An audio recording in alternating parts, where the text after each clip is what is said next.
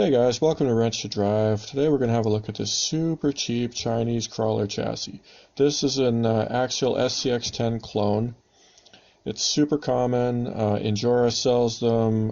It's marketed as Austar a lot of times. A lot of weirdo Amazon Chinese brand market names. I got this because it was super cheap, 90 Canadian pesos, and I had a whole bunch of parts kicking around, and I figured I might as well use them to make a finished crawler. Now, I'm going to cut straight to the chase. This is by no means perfect.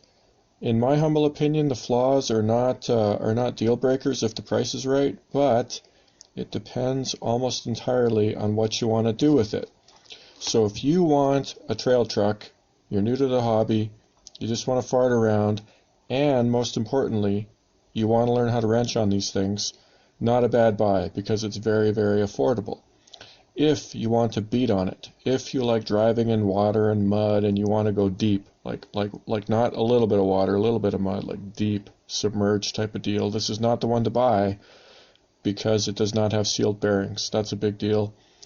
If you want to get it wet, basically for the price that you're getting into this, sealed bearings, by the time you take it apart, put in the bearings, the price of the bearings, it's kind of not worth it. Like, you can get into an axial truck that is very similar to this right now on Amazon in Canada for $330. It is the what's it called? I'm having a brain cramp. It's their entry-level unit. Plastic links, super basic SCX10, but it's a full running truck assembled, ready to rock. It's $330. That's everything you need. This you can do slightly cheaper for, if the chassis costs $90, you can get to a running truck slightly cheaper, but it's not an axial, right? So if you want something you can beat on and it's genuine axial, blah blah blah, that's a better way to go dollar-wise. The other reason this makes a lot of sense, if you want to build a super nice looking scale truck, you can start with this chassis, and as long as you're not going to drive it too much, you're not in bad shape. And a lot of times when you build a super nice body, you really don't want to beat the crap out of it. You want to kind of make it last and make it look nice for a long time, right? So it depends entirely on your purposes whether or not this thing is any good. Now I'm going to go through all the problems that I found, and none of them in my opinion are deal breakers, because all you had to do was go through it, take it apart, put it back together properly, and it's not terrible. But again, if you don't want to work on it, this is not the way to go for you. You are much better off buying something that is more likely to be in good running condition right out of the box. So what do I rate this? Long story short, I give it a 7.5 because it's actually, in my opinion, not that bad, especially for the money. The money is a big factor in that 7.5. At $150, I would give it a little bit lower score, probably 6.5. The cheaper it is, the better this thing is in the vast scheme of things. So, just so you know, the things that I did not get with this, it was just a basic chassis, no wheels or tires. These are some cheap metal wheels and tires, or metal wheels with some cheap tires. These shocks, probably the most important thing on this chassis, the stock shocks, not very good. These are some super cheapos that they work quite nicely. These are the stock ones. You can spot them a mile away. They're these blue ones with a red adjuster. So the problem with these is that they are super stiff. I know you can't tell. These are stiff, like crazy stiff. And I think the reason for that is that this chassis was designed with a hard body in mind. Endura sells a whole bunch of Chinese Jeep clone hard bodies. They're actually pretty nice. They're much heavier than a polycarbonate body. I think that's why this thing comes with these crazy stiff shocks. So they're also, as you can see there, they're a much narrower shock, the diameter is much smaller. Not ideal, because I don't even know where you would get different springs for these. No idea. I don't think I've seen springs this size on anything else. So it's a bit of a problem. Now that being said, these shocks are not the worst shocks I've ever seen, not even close. They have O-rings, so in theory you can put oil in them. How effective that oil is going to be, pretty marginal. I mean, I would just put a little grease in there to keep the inside lubed up, and I wouldn't bother oiling them myself because they're so stiff. It's kind of crazy. Tough to say. Nice metal construction, plastic bottom, metal top, adjustable with the screw type adjuster. I don't mind that myself. Plastic pivot ball on the bottom, metal pivot ball on the top. The range of motion's not the greatest, but you know, it'll basically do the job on a budget crawler. Overall, these are not terrible in my opinion. Like they're not world beaters. I've seen worse. I've seen ones that are very not smooth when they're being compressed. These are at least not that. Now these other bad boys that I put on there, these are super cheap shocks. I would not pay more than $20 for 4. That's absolute top dollar. The reason being, the tops do not have pivot balls in them. That's how you can spot these. If you see an ad and the shock does not have pivot balls in the top, that's probably these guys. They work fine. They do not leak. These have oil in them. They've had oil in them for a long time. I've used them on quite a few different things, and they are dry. I know this because I cracked them open and I was surprised that they were full of oil. I thought for sure they wouldn't have any in them. And I should have known because they felt like they had oil in them, but I was just surprised because I would have thought they would have leaked. They did not. And I've put these on more than one vehicle, so they're actually not that bad. And for what it's worth, I know it's hard to tell, you can't really see, but this thing articulates very nicely with these shocks, and the action is quite smooth. So you can fix the shock problem for about $20. But as I said, how good this chassis is, like it starts to get dodgy very quickly, because if you put money into it, clearly, that's driving up the cost. You're getting more and more close to the point where you could have just bought something better to start with, right? That's the biggest problem here. So, knowing that, let's go through it front to back, and I'll tell you everything I did to it to make it tip-top. So the back axle was actually good. I cracked open the pumpkin, and the ring and pinion were greased. There was grease on the teeth, a barely acceptable amount, but acceptable. It would work. I wiped the grease off and greased the crap out of it with some cheap marine grease. That's what I like to use. So back axle, minimal effort, would have been acceptable stock as it came, as it was assembled in the factory. The front axle, not the same story. There was grease, none of it was on the teeth of the gears. Bit of a problem. So I greased that up with marine grease, same deal, problem solved. Now, there's a bigger problem. The knuckles on these axles are notoriously loose. The bearing cups are loose, so the bearings are not sitting super tight in there, and there's a lot of slop. Like when I say a lot, it's not insane, but it's bad. It means that these things do not work as well as they could by any stretch of the imagination. Now what I do is I like to wrap the bearing in some Teflon tape, push it into the bearing cup, and it takes up that slop, and it's much better. These are so loose that I used gas fitting Teflon tape, which is a lot thicker. It's the yellow stuff, not the white stuff. It's a lot thicker than the white stuff, and it took a full wrap of that, no problem, and the bearings were able to be squeezed into the bearing cup. So they're loose, right? It is what it is. These front axles, they are notorious for that. I've got 2 of them. Both of them were bad. Okay, but that's fixed. It's much better now. Much better. And sorry, I don't really have any good way to show you that, but trust me, it's a huge improvement. The bigger problem with these, and it's kind of hard to show, but I'm going to attempt it, is that the stock angle with these links of the pumpkin is fairly radical. It's actually leaned forward quite a bit. And it's not like a super massive problem. I'm trying to figure out how to explain this if you don't know anything mechanical. I mean, it works, right? But it does not work well. That's the problem. And you can't adjust the position of the whatchamacallits, what are those called? Whatever, not the knuckle, but the thing that holds the knuckle, this piece on the end right here. You can't adjust that. You can't turn it. It fits a certain way. That's it. You have no options. So you can't just tweak it and leave the links the length they are, and accept that there's an angle to the pumpkin. If you want to fix the steering problem, you got to get that pumpkin angled. Well, as you can see down here, I'm going to try and show you clearly. All I did, I lengthened the links. So you can see up top here, and you can see down at the bottom here that I turned the links, I loosened them, I turned them out so that I got a longer overall length.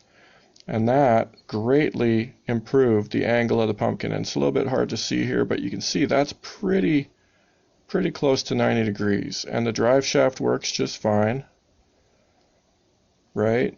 And that made a huge difference. All I can tell you guys is that it was a legit problem. Okay, so fix that. These drive shafts I actually really like. They've got like an Allen key shaft, like it's a hex shaft that goes inside there.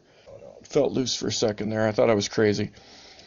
So the thing I like about these is that they are very adjustable for length. In my opinion, these are one of the better drive shafts you can use, and these are put together very nicely.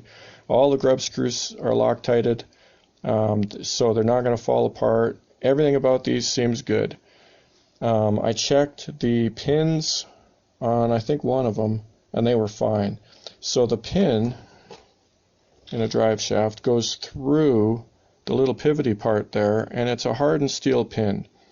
Now those pins are notorious for either being weak or being too short. And too short is a huge problem because that means that the pin can kind of be pulled out and the drive shaft falls apart. It's a huge problem. I've seen it multiple times. These ones are good. They're either good or they're bad. And the downside is that if the pins are bad, it's kind of hard to find hardened steel pins. Like you can't just buy the pins. It's tricky. It's difficult to find pins, in my experience at least. So that's not what you want. These are good though. These are not a problem. These seem just fine in my humble opinion. So that's a win. So grease up the axles, take the slop out of the steering, adjust the angle of the pumpkin on the front, and life is good. The transmission. This is a plastic gear transmission, and the way you can spot it is there's two different versions of the plastic overall look transmission. This particular one, very common, and it has plastic gears inside. Not a fundamentally huge problem in my opinion, because I've run one of those for quite a few miles and it was 100% fine. I finally did take out the plastic gears. I was being very mean to it. I put it into a bigger vehicle, much heavier, way more speed, like a rock racer type situation, and I was jumping it and I landed hard a couple times, like incorrectly. Let's put it that way. I was not nice to it, and that finally took out the gears. So that transmission took quite a bit of crap and abuse before it packed it in. So in my opinion, plastic gears are not the hugest problem. I ordered a set of the cheapest gears I could find for $10. I put the metal gears inside. The only downside to that kit is that the shaft and the spur gear setup does not fit this particular transmission. There's some very subtle differences that are difficult to explain, but suffice to say, every set of gears for one of these transmissions does not 100% fit every other transmission. You got to be careful of that. Like I said, the gears inside are the gears that matter the most, and pretty much any gears out of any kit will fit inside this transmission, and then you just use the shaft that came with it and the spur gear that came with it, and you're good, right? So not the biggest be-all and end-all. The inside transmission was greased up. I just added a whole bunch of marine grease and spiffed it up a little bit. The big problem with this transmission, and it's a super common thing with these, is that there's a little bit of wobble, like side to side, when the spur gear turns. That is not a good thing. That makes for bad gear mesh. And I'll show you a picture of the spur gear. So there's the spur gear, and then there's a spacer in the middle that takes the size of the hole in the spur gear down to the size of the shaft. So it's an adapter type of deal. I don't know why that's the case, but I believe the Axial has it too, which is a total head scratcher to me. But in this particular transmission, what fixed it is wrapping some Teflon tape around that spacer and taking out the slop. That made it work very, very nicely. Like stock, there was probably almost a millimeter of wobble in the gear, so side to side movement in the gear. So it went from barely any gear mesh to real, quite tight gear mesh, barely any as the gear turns, right? That is not good. You do not want that. You have to check that. If you get one of these, crack it open and make sure that everything's going around properly, or bad things will happen. Like the first time you put a lot of load on it, when that gear is barely touching, it's gonna rip the spur gear up, because the spur gear is plastic. Now the plastic spur gear to me is fundamentally not a huge problem. I've run those and I've never damaged one. So if everything's good, I don't have a problem with the plastic spur gear. And the other thing to remember, before I forget to mention it, is that in a crawler, there's always a weakest link somewhere in the drivetrain. And if you butt up against an immovable object, and you're putting full power through the drivetrain, whatever's weakest in that drivetrain is eventually going to break if you do that too often, because there's enough torque in this drivetrain under full power that parts will break. 100%.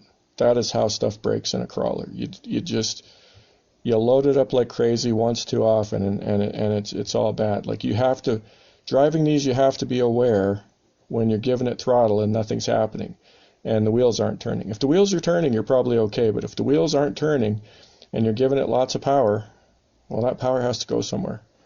Either the motor's getting hot or something's going to break. Axles, transmission, drive shafts, links, pretty good. Metal chassis rails, very common.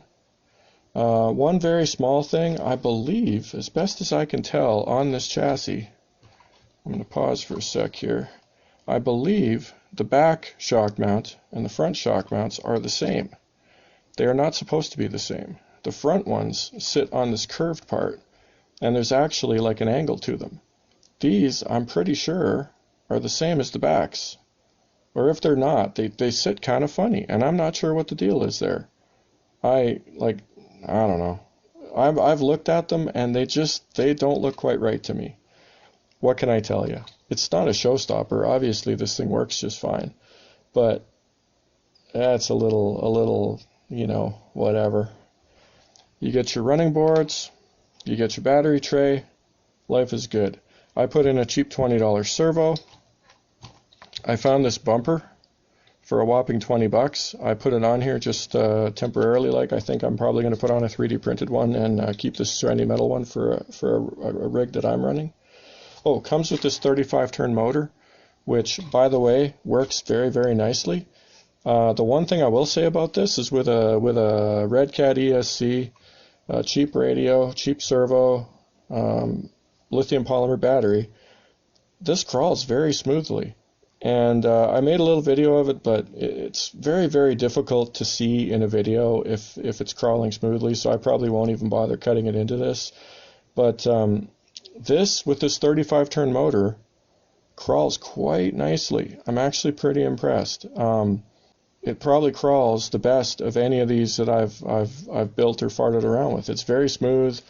It's got a real nice feel to it. It's not jerky. It's very controlled, which is typically what you want. So that's an upside. And I'm trying to remember. I don't know if I've run a motor that's got this many turns. No, that's not true. I have. And I think what I was thinking, the way I remember it, is I would have wanted a lower turn motor to get a little more speed, because I didn't feel like the motor that I used was all that smooth. This is quite smooth. Like this setup works, reasonably well in my humble opinion. So, as far as the way it drives, I actually give it a glowing endorsement. For a cheap chassis, it works, quite nicely once you iron out a few little doodads. Now, another dead giveaway, if you ignore all my advice and you just hook up a speed controller and a radio and a servo and you drive it, if you hear this transmission going rah rah rah rah rah when it's driving, very smooth, like not smooth. There's there's a very clear change in the tone as the gears go around, stop. Take it apart, fix it. That is a dead giveaway that things are not awesome. And especially because this has 32P gears in it. It doesn't have the 48P gears in it, in the spur and the pinion. Typically the 32s sound a lot better than the 48Ps. A lot of these transmissions come with a 48P spur and pinion, and getting those to line up nice is more tricky, even because the gears are much finer pitched. The teeth are smaller, right? These are bigger teeth, easier to get, quasi acceptable gear mesh. So when you hear this sounding really rough, it is really rough. So pay attention to that. And in the case of mine, it was the transmission was the last thing I did. And as soon as I heard it, I knew I needed to crack it open, and I knew I needed to avoid doing anything stupid. So take my advice, just do it. Especially if you're trying to avoid problems, right? So this is a $90 budget chassis. These are $13 tires, Canadian. They're the cheapest tires I've ever seen, and I ordered a few sets because they were so cheap. I figured, how bad can they be? And they're not that bad. They're a little skinny, but they're not that bad. So $13 tires, $30 steel wheels, $20 servo, $25 radio, which now probably more like $40. You can't really get a $25 one these days. Comes with the motor, so no money on the motor. This is roughly on par with about a $30 ESC. If you get yourself a Hobbywing 1060, it's very much on par with this little Hexfly unit. So 30, 35 bucks Canadian, something like that. So all in, you're looking at about 200 bucks. I did up a body for this, just a cheapo Enduro one that I had kicking around. And it's just the half cab Ford. I used a clear one, I painted it, and put on a 3D printed back half, and life is good. Now that body shell these days goes for about 25 bucks, so cheap like borscht. So all in, this is about 250 bucks, maybe a little bit more. I can't remember if I included the shocks in that price. That's it for this edition of Wrench to Drive, where we ask the eternal question: do you drive to wrench, or do you wrench to drive? See you next time.